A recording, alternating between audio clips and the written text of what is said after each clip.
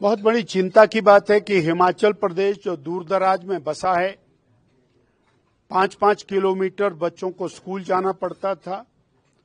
उनकी मदद के लिए स्कूल दूर दराज में खोले गए ताकि शिक्षा सब लोगों को मिले, आसानी से मिले।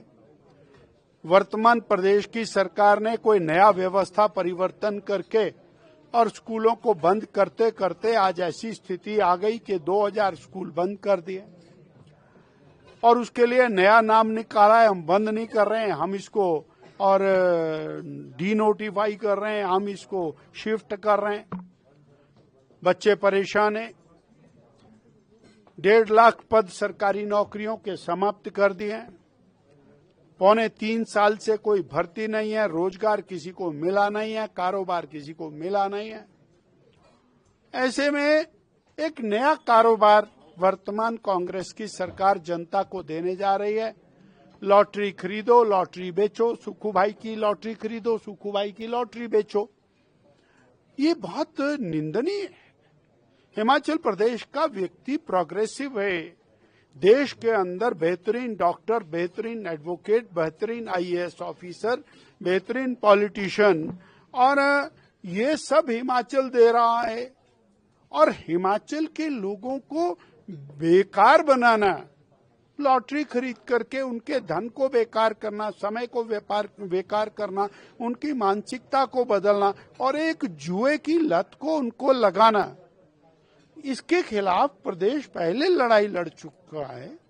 सन 2000 से पहले लॉटरी चलती थी और उस समय तात्कालिक मुख्यमंत्री श्री प्रेम कुमार धूमल जी ने लॉटरी बंद की। उसके बाद पुनः कांग्रेस ने शुरू की तो तात्कालिक मुख्यमंत्री श्री वीरभद्र सिंह जी ने लॉटरी बंद की और आज लॉटरी लगभग 18 साल से बंद है हिमाचल प्रदेश में और 25 साल पहले बंद हो चुकी है। तो आज दोबारा से लॉटरी शुरू करना, आप शराब की तरफ लोगों को आकर्षित कर रहे हो। बड़े बड़े ठेके सड़कों पर खुल गए हैं और नेशनल हाईवे की पीडब्ल्यूडी की जमीन पर ठेके बने हुए हैं। बड़ी बड़ी लाइटें लगी हुई हैं, दूर से नजर आता है कि ये ठेका, भाई रुक जाओ यहाँ पर। और उसकी कोई चिंता नहीं है, कोई मक्की बेचने वाला होगा उसका चालान हो जाएगा, पर ठेका वहां पर और अहाते के साथ बना हुआ है।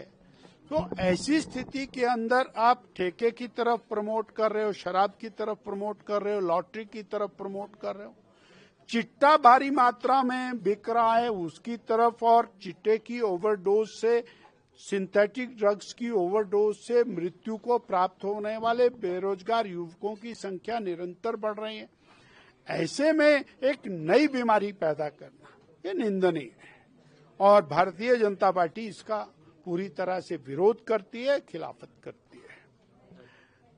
प्रदेश की सरकार जिस तरह से झूठे मुकदमे बनाने में लगी है, दमनकारी नीतियों की तरफ आगे बढ़ी है, जो मंडी के अंदर आपदाग्रस्त क्षेत्र के लोगों के ऊपर झूठे मुकदमे दायर किए हैं, सिरमौर जिला में झूठे मुकदमे दर्ज किए हैं, बेरोजगारों के खिलाफ, आंदोलन करने वालों के खिलाफ झूठे मुकदमे दर्ज किए हैं, कर्मचारी जो आवाज उठा रहे हैं उनके खिलाफ जो मुकदमे दर्ज किए हैं, हम इनका डट करके विरोध करते हैं और 6 अगस्त को मंडी में हम इनके खिलाफ प्रदर्शन करेंगे। सर, एक प्रतिनिधि मंडल भारत सरकार से भी मिला था, आप उसमें क्या उम्मीद है?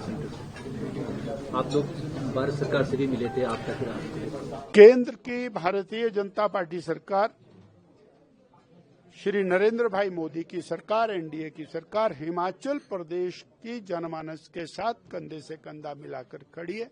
आपदा की घड़ी में जहां केंद्रीय मंत्री और राष्ट्रीय अध्यक्ष भारतीय जनता पार्टी श्री जगत प्रकाश नड्डा जी व्यक्तिगत रूप से आए, सारी स्थितियों का जायजा लिया, संवेदनाएं व्यक्त की, वहां केंद्र में जाकर नेता प्रतिपक्ष, माइसेल्फ, हमारे सभी सांसदों ने माननीय होम मिनिस्टर साहब से, माननीय फाइनेंस मिनिस्टर साहब से, माननीय पीडब्ल्यूडी मिनिस्टर साहब से, विद्युत मंत्री महोदय से और माननीय हमारे राष्ट्रीय अध्यक्ष जी ने और नेता प्रतिपक्ष ने माननीय प्रधानमंत्री जी से मिलकर सारी स्थितियों के बारे में बताया और हमें इस बात का संतोष है कि आपदा की दृष्टि से पहले भी लगभग 5,125 करोड़ रुपए की सहायता वो प्रदेश सरकार के लिए घोषित की गई और अभी 2 दिन पहले ही 2,388 करोड़ रुपया राहत रिहैबिलिटेशन के लिए वर्ल्ड बैंक के माध्यम से केंद्र की गारंटी के ऊपर स्वीकृत हुआ है। और इसके बाद भी हमें आश्वासन मिला है कि किसी भी प्रकार की कमी हिमाचल प्रदेश के जनमानस को राहत पहुंचाने में नहीं होगी। सवाल तो एक ही है कि प्रदेश की सरकार उस धनराशि का सदुपयोग प्रभावित लोगों के लिए करे और सही अर्थों में जो प्रभावित व्यक्ति है उस तक ये राशि पहुंचे, ये बहुत जरूरी है। राज्य सरकार ने भी एक आपदा राहत पैकेज की घोषणा की।